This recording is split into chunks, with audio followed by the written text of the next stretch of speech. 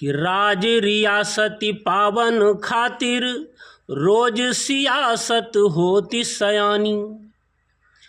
जैसे जैसे राजनीति अपने चुनाव नज़दीक आवत है, राजनीति अपने चरम पर पहुंची जाती। देखो आगे का होता है आज के वहाँ कि राज रियासती पावन खातिर रोज सियासत होती सयानी। और लाग रहें लगुआ भगुआ बंगुआ बनी ठाढ़ रहें यगवानी। कि लाभ न पाय सकी निधि से बुधना बहिनी विधु से विधुवानी। लाभ न पाय सकी निधि से बुधना बहिनी विधि से विधुवानी।